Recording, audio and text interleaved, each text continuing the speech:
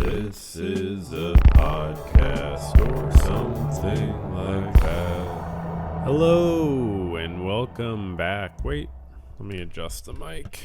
Nope, that was the wrong direction. That's what I'm talking about. Mic adjust. Hi, my name is Mike Adjustment. First name Mike, last name Adjustment. Hi. Welcome to the Verbal Journal podcast, sponsored by What's Therapy Corp. That's right, we got a sponsor. It's this podcast has been affiliated with the YouTube channel What's Therapy, loosely affiliated through a series of underhand and backroom dealings. That's been the case since the podcast started back in January, roughly, of this year. And the established date is somewhat mysterious. But recently, the What's Therapy Corp decided to formalize the arrangement with the Verbal Journal podcast through a series of hostile takeovers and cross mergers. They went on a merger spree, you might say. I was told to make that joke. I was told not to make that I was told not to make that joke. My mistake. Anyways, welcome to the VJP here. We're doing a night record. It's an early evening record instead of usually we do it in the morning. Sometimes we do the evening. Today we're about somewhere in between. We're doing it in the early evening. That's because I had a busy weekend. I was hanging out with some friends. Today I hung out with a friend who is better than me at chess, and we played like two sort of long games, classical games, to get really into it, take it seriously. And it was some good chess, let me tell you. When like this friend is like multiple hundreds of points higher in ELO, like actually like yeah like more than 500 points higher rated in ELO. So that's like exponential differences in chess ability. It's hard to even quantify because it's like a logarithmic scale, I believe. I see some people online saying ELO is linear, some people saying it's not linear. Let me see. Strictly speaking, it's neither logarithmic nor linear. At the lower ends of the scale, it's built so that a 400-point difference should equate to about 90% chance of the higher player winning. This is based on a win probability table. Yeah. Yeah, I mean, I get that. So, okay. Well, maybe it's not logarithmic. Okay. Wow. Well, wait, hold on. The world champion Ding Liren finally made a statement or something? Okay, this is on Reddit, posted 15 days ago. I didn't see it. I've been in touch with world champion. This is we're taking a side route here. I've been in touch with world champion Ding Liren. We're doing the chess segment right at the beginning of the podcast. This has never been done before on the VJP. We usually save the chess segment for the end. This is, because I had a chessy day, we might as well start with the chess segment. So, okay, world chess champion Ding Liren recently said, wait, let's just click on the article. Okay. This is on chess.com. GM Ding Liren has withdrawn from several events since becoming world champion. Now the Chinese star reveals to chess.com that an unspecified illness is the cause of his absence and that he intends to return to tournament play in 2024. Oh, okay. Where is Ding? That's a question that has led to huge speculation among chess fans in the last months. I don't need the editorializing. He hasn't played a tournament since May. Which was less than a week after, and he finished 8th in a tournament less than a week after the World Championship. Why did who signed him up who didn't let him pull out of a tournament right after the World Championship? That's absurd. Then he withdrew. Okay, exhaustion. he was quoted as saying, "I can't find more fun and I want to find new happiness elsewhere." Yeah, I fucking love the guy. So he just said he was struggling with an illness and he didn't go into details. Okay. Well, I hope he gets better soon. And yeah, he has to look after himself, obviously. Chess is not that important at the end of the day. But yeah, so I had a great few games today against my friend. I drew one and I lost one. It was really cool to draw one. I could have won it, actually, but, when I looked back at the analysis, but whatever. One day I'm going to do a live stream again, and I'm going to, do chess. Okay, so speaking of sports, I love talking about basketball on the podcast. I wanted to do a new segment where I choose a random game. It's not random. It's just a game that happens, and then I'm like, oh, I want to mention that one. This is an interesting game. The Milwaukee Bucks, this is a few days ago. They're an interesting team now. I mean, they've been an interesting team because they're like championship contenders with Giannis. And now Damian Lillard is on the team. But it's funny because they had this game that they beat the Bulls, Chicago Bulls. And Giannis got 35 points. Damian Lillard got 12 points. And he shot 3 for 17. That's just like a crazy line. That's such a bad shooting night. 1 for 9 from 3. And the team still won. That's like, wow. Just an interesting game. Okay. So yeah, chess. We talked about basketball. What is this? Here's a link to... Oh yeah. Update. Speaking of Twitter... Update regarding my Twitter page. I have the same number of posts and followers on my Twitter. 328 posts, 328 followers. Now, what do you make of that? Is that some sort of conspiracy thing? What do you think? Oh, fuck. I have 329 followers now? Who fucking followed me? I didn't even get a notification. It's probably some bot. Hold on. The bots are what? It's literally, they're not even showing up. I don't even see. Well, I have to post something now. Fuck. No, wait. I'm just going to remove I'm going to find a follower who's a bot. And I'm going to remove them. It's pretty easy to tell. Fuck. Are these not any of them bots? It'd be weird to just remove someone. I need to make sure that they're a bot. Nope. It'd be funny to remove. Okay, wait. I could remove them. No, I shouldn't remove them. They're cool. Okay, fuck. I don't have this. Oh, wait. That looks like a bot. A lot of numbers in the username. They're following a lot of... Yep, I'm going to remove them. Okay, remove this follower. Great. So now you can verify it. I have the same number of posts as followers. So that's pretty cool. If anyone follows me, I'll have to post something else or find another bot in my follower list. It sucks. I was counting on people unfollowing because that'll happen. And then I was like, oh, I'll just delete posts. But I didn't count on people following. Oh, gosh. The bots have actually been a huge problem. I'm not just not a huge problem. It's not like it affects my life. But like what I'll say is like in the last few weeks, I notice every time I check Twitter every day, there's like a new follower that is very clearly a bot, has no posts, like, just a picture of a woman, like follows a bunch of people. So yeah. That's kind of that update.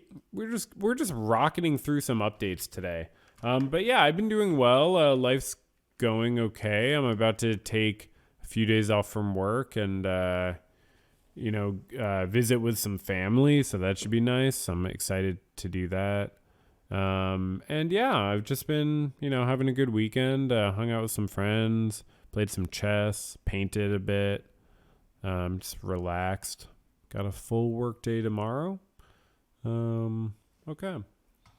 But yeah, it's kind of chill. Okay, next up to talk about, sometimes I watch the Golden State Warriors, but I can't I can't say that they're like a team I actually like. Like I don't root for them to win. I just know them kind of well, and so I'll watch them.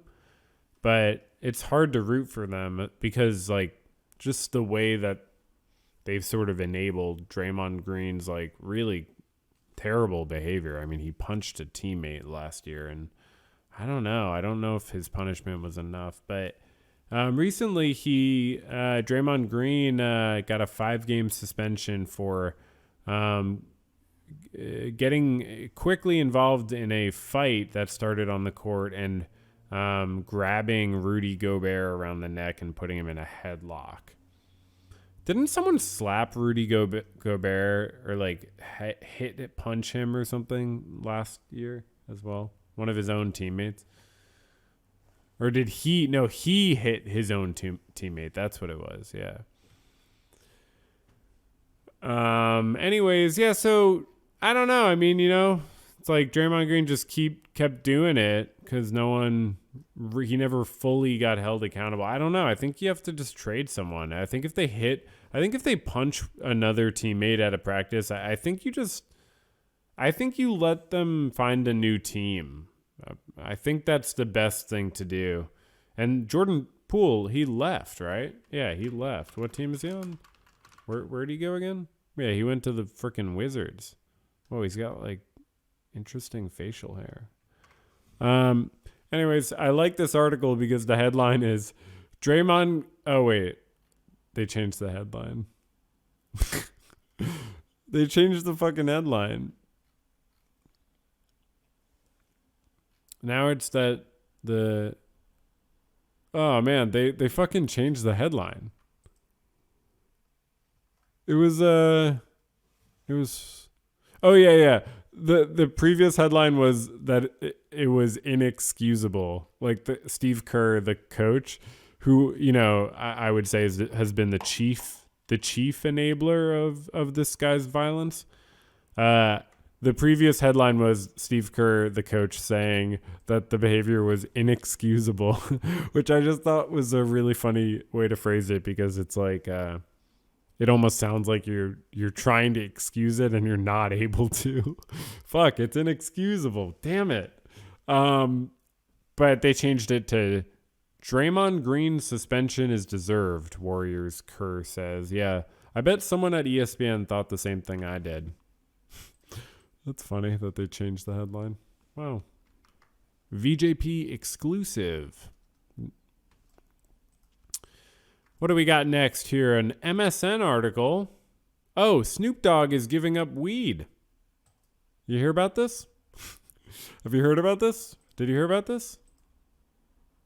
Did you hear about this? Snoop Dogg's giving up weed. Have you heard about this? Do you know about this?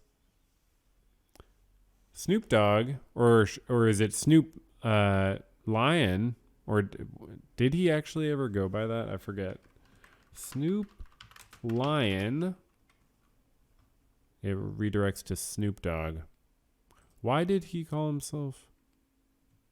Oh, okay. It was like a religious thing. He changed his. I mean, why is that? That's really not that funny to change your name from Snoop Dogg to Snoop Lion. I mean, it's a little funny. You almost think, well, shouldn't you say Snoop Wolf? Like you should keep it in the canine family. Have you heard about this? So Snoop Dogg posted that he's giving up smoke, which is his very cool way of talking about weed. I've never heard that one before.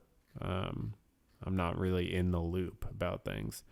This article says Snoop Dogg has been candid about his love for marijuana in the past and has launched several business ventures in the pot industry over the years.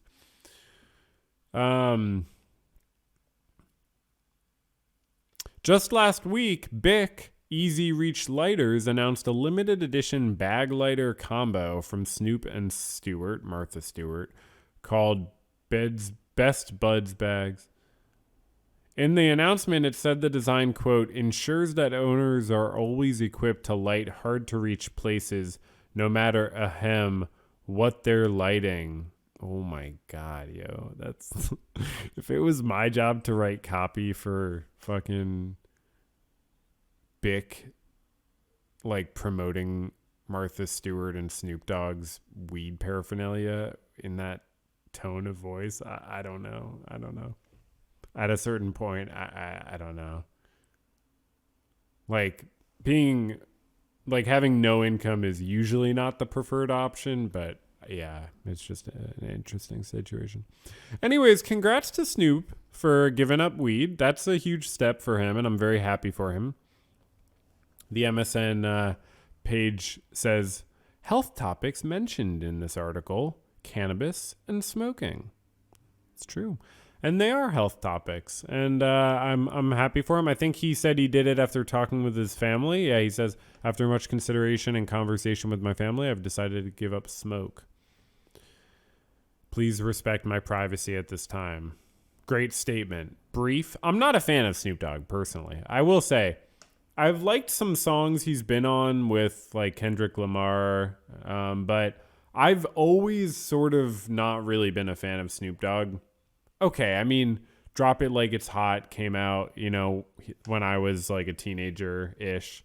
So, I mean, I definitely liked that song. I'm not going to say I didn't like any Snoop Dogg songs, but I never considered myself a fan in the sense that I didn't like seek out more of his music. It just didn't really, it didn't seem like it was like for me. I just didn't really like connect to it, which is funny because I do connect to other music that doesn't always feel like it's for me, because I can just find things that do sort of feel that way. And I don't mean in an intentional for me kind of way. It's just like whether you can connect with someone's like overall vibe. And I don't mean that I'm against weed or anything. I've smoked plenty of weed in my life. I might occasionally smoke here and there. But not too much. I don't think it's a super good use of time or energy, and I'm happy for anyone who stops smoking. I've had tons of friends stop smoking because when you get older, it's just like, you kind of are, it's not good for you to smoke. It's really bad for like every part of your body, basically. So yeah, I don't know if Snoop is going to continue doing like THC gummies, but he said respect his privacy. So I can't report on that right now. So we don't know. Okay. Oh, and then here's, High Times, the magazine High Times. Here's how they responded to his post on Twitter. It's just these corporate. So High Times, the most famous weed magazine, which they posted an image with Snoop being on the cover 4 different times. And then they commented, and I can't see the post they're responding to because Twitter doesn't really function correctly usually. It says, and it says trends are unavailable. That I'm a fan of. Okay, anyways, High Times said, stoner of the century at Snoop Dogg. You'll always have a seat at the sesh, whether you're smoking or not, and will forever hold a place of honor on Mount Cushmore. It may feel like the end of they have a typo. They're so high they have a typo. It may feel like the end of era, but it's just a new chapter in the book of Snoop. You've got our support and respect. And High Times is verified on Twitter, so they've paid for a verification on Twitter, and they sound like they've paid for a verification on Twitter, and none of the responses show up because I guess I'm not signed in or something. Okay, anyways, next up on the podcast, we've been talking about the progression I've been doing with my own painting as well as with reading about other painters. I've been reading artist biographies and all these different biographies of painters. Recently, I finished the Picasso one I was reading, and it wasn't technically really a biography, actually. It was a memoir of the life of a person who lived with Pablo Picasso, a woman, Françoise Guillot. Guillot? I don't know French. But she was just like an extremely interesting perspective to read. Her perspective was just the most fascinating thing. I honestly would recommend this book to like anyone. It's called like Life with Picasso. And it's by Francois Guillot and Carlton Lake, I believe is the co-author, who met up with her and talked about her experience and wrote the book with her. But it's from her perspective. It was just unbelievable. I mean, I talked about it the last few weeks, but I just could not stop reading it. It was super long. I don't know how long it is. I just read that 500-page Marcel Duchamp book. I think this Picasso one was definitely like 300 or something. But it was quite good. I mean, I talked about a few things. One thing I didn't get the chance to mention last time was like, if you know Lacan, the famous psychoanalyst and like writer and thinker, he was Picasso's doctor. Like he was just Picasso's doctor, like his physician, and like Picasso, like if someone had like a medical issue, maybe a friend of Picasso, like he would call Lacan. But for himself too, he would call Lacan. And Lacan, he might have had an MD. I mean, he was a psychoanalyst. Oh, he was a psychiatrist. Yeah. So he had an MD for sure. Yeah. 1932, he got his MD. And this book is set in like from 1943 to 1953, basically. They lived together. She was 20 and he was 60. Picasso was, as I mentioned last time and the time before, like, it's shocking how bad of a person he was in his behaviors. And if you've probably heard that he's a misogynist, because that gets so easily communicated in like just a simple quote, which according to this book, he said those quotes all the time. He would just repeat himself. But like what you might not be able to capture in a specific quote is like he was unable to have healthy relationships with literally anyone. He was and he was just like excruciatingly difficult with everyone in his life, unless he wanted something from them. Like it was just not good stuff, And it was funny that he had Lacan as his doctor. Like this woman, Francoise, says in her book that Picasso had him as his doctor because he liked to work with people outside of their specialty. So he just had Lacan as like his general physician when the guy was, by that, like he was like a famous psychoanalyst. Or I don't know how famous he was, but he was a psychoanalyst. So like at one point she was pregnant, Francois. Both times she got pregnant with Picasso were because he like very much sort of forced the issue, like really just like, made it this big important thing, kind of pressured her into it. Not that she regretted it anyways, whatever. Sort of, not the most healthy communication is what I'm trying to say. But that quote, like, cause yeah, at one point, like he called Lacan to be her OBGYN. He like Picasso wouldn't let her get an OBGYN until like the very end of her, or like close to the end of her pregnancy. And then he called Lacan, and Lacan is like, comes to the house and is like, what the fuck? She hasn't seen an OBGYN. And then they find her an OBGYN. Like Picasso was just this domineering fucking dunce. Anyways, that quote that he liked to work with people outside of their specialties, that made me laugh so hard. Just that idea is really funny to me. Kind of like Kafkaesque, like to live your life in that actual way where you're just like, you want to work with people outside of their specialty because like you think you're gonna get like a different, like that's just next level. I don't know, that just made me laugh. Another story that was funny was and kind of shows like how immature of a guy Picasso was. Like, so he was super competitive with Braque, the other famous cubist. And like, this is set many years later. They're both like in their 60s, like, they're old friends, but no one's really friends with Picasso. So like they'll visit at each other's place every now and then and look at each other's paintings and like have chats. But like, Braque doesn't really open up around Picasso, doesn't really trust him. Francois thought Braque just like never talked, but then she realized when she was around him, not around Picasso, that he just doesn't talk around Picasso because Picasso just dominates all the situations he's in.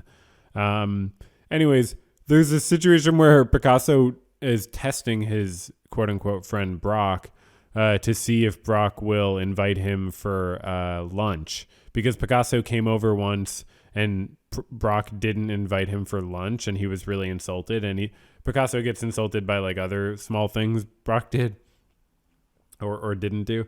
And then so Picasso decides to go over right at lunchtime. Like, imagine reading this shit. This was the kind of book it was. You would get all into these details of these very specific situations with Picasso. It was so funny. So Picasso is like, we're going to go over right at fucking lunchtime. So he brings Francois over there right at lunchtime. It's like noon or whatever. And like fucking Braque and his family are cooking like a big meat fucking dish thing, and so the whole house smells like meat. It's literally like a sitcom sketch. Like, you could see this on Seinfeld. Yeah, that's why it's so funny, because Picasso's like Jerry Seinfeld or something, like, or like fucking Larry David mixed with like Walter White. Okay, so, which I'm going to come back to that point in a second, in a few minutes. But yeah, so Braque is like showing Picasso and showing Pablo and Francois around, and he's showing them his paintings and his lithographs and his dithographs and his schmithographs. And just like every now and then Picasso comments, oh, that smells like lunch is ready. Like, it really smells done. It smells like that meat is done for lunch. And then Braque would just ignore the comments and be like, okay, you know. And then ultimately Picasso was like, it smells burnt. It's you actually ruined that dish. It smells like you fucking ruined that dish. You burned and ruined that dish. And Braque's like, okay, well, you know, have a good one. And so they leave, and I think the way she writes it is that actually made Pablo respect. I'm not going to call him Pablo. That felt wrong. It made Picasso respect Braque and like him again. Like, he took a painting of Braque's that he had hidden and like brought it back out in his own, you know, place. So because he likes when people stick it to him, because he doesn't know how else to relate to other humans. So that was a funny story. Maybe I'll name the episode after that, the podcast episode. That'd be good. Braque meat lunch. Another funny thing about Pablo Picasso is, so he was a communist, which I didn't fully realize. I didn't know that he was actually a communist, but he was a communist. And it's funny reading about it, because you almost get the sense that, like, it's not clear. Like, he makes these comments about bourgeois people and like whatever, but he hates everyone. So it doesn't like, it's easy to make fun of bourgeois or like hate bourgeois people. So it seems like he's latching onto that. And like, I think maybe there are times he comments about, no, I don't know. I don't think there's any point he comments about like the people who are poor or anything, like, or not well off or whatever. So not that he needs to in this book. I get that it's about something else, but like, it is just kind of, and like, he does some things for like the Communist Party of France, and like in also like Poland, he's involved. He designs like a dove design for like the Peace Congress, or it's actually a pigeon, and he had pet pigeons, but they used it as a dove. Or something. Maybe those were separate occasions, but he was involved in like communist stuff, and like he was involved with the Communist Party about like a statue being built of like Apollinaire, that guy who was this famous writer who died years before in the 30s or something, surrealist writer, like one of the founders of the surrealist sort of French situation. And anyways, one thing that I just wanted to say about that is like, it almost seems like, because Pablo Picasso was obsessed with being like an iconoclast and sabotaging people's sensibilities and, just being subversive. He was obsessed with being subversive. And I mean, communism was viewed a little bit differently in the 40s and 50s compared to today, but it was certainly still subversive. And so I almost feel like he was just a communist because it was subversive. Because there were times like, not that this is like, you know, people define communism in so many different ways, but Picasso like had almost like fascist like ways of like he really did believe that like he really fully believed in patriarchy, and I believe he made homophobic and racist comments at several points in the book as well. They were sort of implied, and like she didn't go into it, but you know, not that like you can't be a bigoted communist. Obviously you can, but it doesn't feel like just bigotry. It feels like his view of the world was like with these natural hierarchies. And he really did see himself above most people. And I don't know, something about his belief in like natural hierarchies. At one point, Francois does call it out in the same way that I'm saying, like, and she says, you know, he says something about like wanting to go back to ancient like lifestyles, maybe in terms of like men dominating or possessing women or something related to that, or just related to something on a similar level as that, if it wasn't that. But it was so clearly, I mean, the Marxist or communist word for it would be reactionary. Like it was the definition of a reactionary thing to say, to want to react against progress and go back to a more traditional and conservative sort of social arrangement. It was basically whatever he was saying. And she called it out. She's like, you call yourself a communist or something. I don't even know if she was, but it was like, right. Like, how could you not call it out? It's just kind of interesting. I really was like, wow, it seems like maybe, and I wouldn't put it past him to just, you know, think maybe he thought he was a communist, or maybe he didn't give a shit, but maybe he just wanted to ruffle some feathers. Anyways, finishing that book was amazing. I would recommend it to anyone interested in artists or Picasso in any way. In fact, I would say you don't really understand Picasso if you don't read this book, even though it's like the second book I've read about him.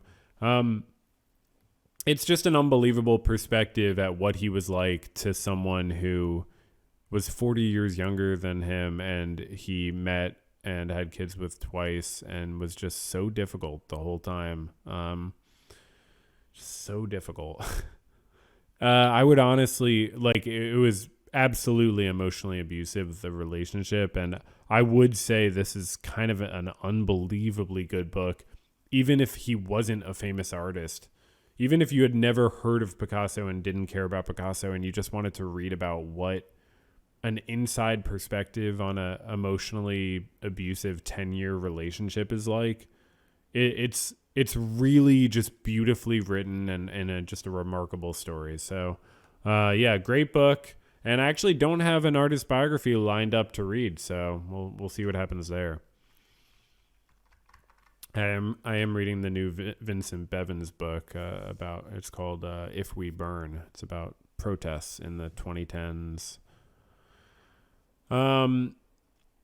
So reading this perspective on Picasso made me think of like, what if Skylar wrote and created Breaking Bad? Because this was a book written and created by Francois about her life with Picasso, and he was like this domineering, difficult man, stubborn, difficult, you know, not as violent as Walter White, but just, you know, potentially violent, threatening numerous times. Reading this perspective, though, it's like, yeah, what if Skylar, so like Breaking Bad was first person, right?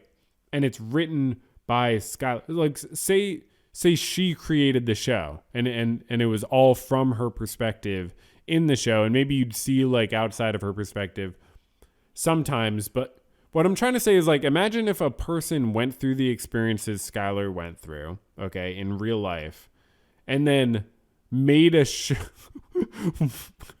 I actually don't think that was what I was going to say. I forgot exactly what my point was.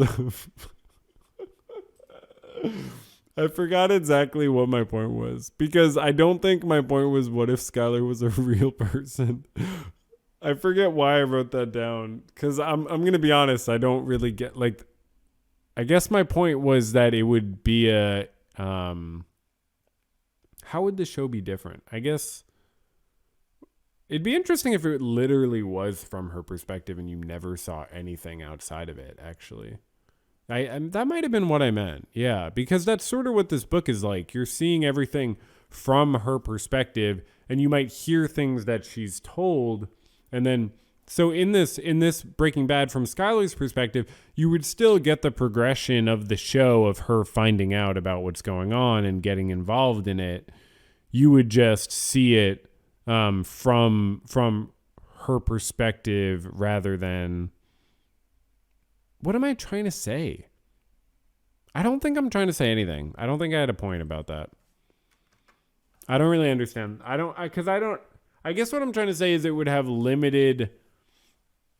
Maybe you'd see things outside of her perspective, but only when they matter to the story from her perspective. You wouldn't see things outside of her perspective that were just like a different plot that wasn't related to hers, in any direct way. And it would just center, one story rather than diversifying it. Okay, I'm glad I made that point. Maybe there's something there. Shohei Ohtani, probably one of the best baseball players alive right now. Article on ESPN, Shohei Ohtani donating baseball gloves to schools in Japan. Shohei Ohtani is donating about 60,000 baseball gloves to Japanese elementary schools. Look, I don't want to be cynical. Okay? I don't want to be cynical. I just I read this and I'm like, what? I mean,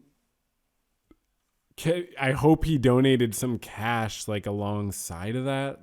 I don't know. Okay, next up on the pod. What is this a response to? I just I copied I sent myself a tweet to talk about, but it's a response to Donald. Oh yeah, it's a response to Donald Trump. And never mind. I think I thought the tweet, because the person said, stop tweeting and go do your job. And I think I thought it was funny because it was after he was president, but it wasn't. It was actually during his term. So, sorry, that's maybe Twitter glitched, or maybe I just didn't read the tweet properly. And then last thing on the agenda before we go to the screen time segment and the mailbag segment, and then we close out. Last thing on the agenda here is another Twitter thing. This is posted by Elon Musk, businessman and factory owner. Elon Musk, and he posted. He says, "Premium Plus will give you access to the Braque AI." So I just wanted to sort of give that a shout out if you were wondering how to grok AI. So apparently there's some sort of. You don't have to just pay for premium. You can pay for Premium Plus. There are now tiers on Twitter. And you might say, tiers? Yeah, I'm crying laughing by how dumb of an idea this is. Well, and then the one thing about Twitter that has been improved in the time Elon Musk has owned it is the context bubbles that are added underneath posts.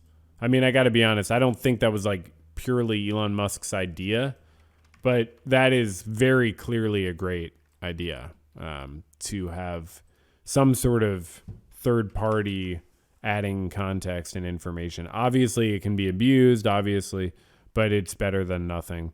So here the readers added context that they thought people might want to know. It says, only if you are located in a supported country, you can get on the waiting list for Grok with a Premium Plus subscription. It is not clear which countries are supported, but this article indicates US only. Wow. So, yeah, so what he didn't say when he said it will give you access to the Grok AI, which again, I do not know what that is and I don't care. And I'm going to assume it means nothing and people are joking. But what he didn't say is that it will give you access to the waiting list. So I love it. That's why he owns a factory, and you and me are just sitting here jerking our hair, pulling our hair.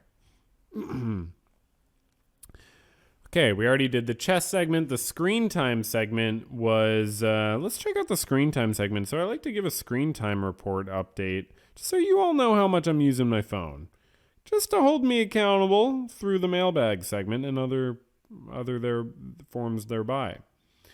So in the last week, my daily average screen time was 55 minutes, which is less, but it doesn't say how much less. I think we had this problem last week. It doesn't, because it doesn't say because I muted it. But it's mostly the Messages app and then some YouTube. Okay, that's fascinating. Fascinating. One of the most popular segments on any podcast, I think, actually, is the Screen Time Report segment. Okay, let's now check out the last and final segment, which is the mailbag segment, where I will read and respond to emails. And good news, everybody, because we get a lot of people very sad when there are no emails. There is an email, and the subject line is Security Alert? It's very creative. I have the most creative listeners. And this is from Google. No reply at accounts.google.com. And it says, a new sign-in on Windows. We noticed a new sign-in to your Google account on a Windows device. If this was you, you don't need to do anything. If not, we'll help you secure your account. Check activity. You can also see security activity at https://myaccount.google.com/notifications. You received this email to let you know about important changes to your Google account and services. Copyright 2023 Google LLC, 1600 Amphitheater Parkway, Mountain View, California, 94043, USA. So thanks for writing in, Google. No reply. Hope I didn't dox you by reading out your address. Okay, thanks for listening, y'all. And I think this was a pretty great episode. Maybe we'll skip next week just because this is such a good episode and because I'll be probably traveling to see or from seeing family. So we might skip next week. In which case, I haven't skipped a week in a long time. So I think it's about time to skip a week. We'll skip a week, almost definitely. Or I'll do it when I come back. It's entirely possible I'll do a night podcast when I come back. So thanks for listening. And this was a pretty good episode, actually. I'm going to be honest. This was a pretty good one. Okay. Bye. This is a podcast or something like that.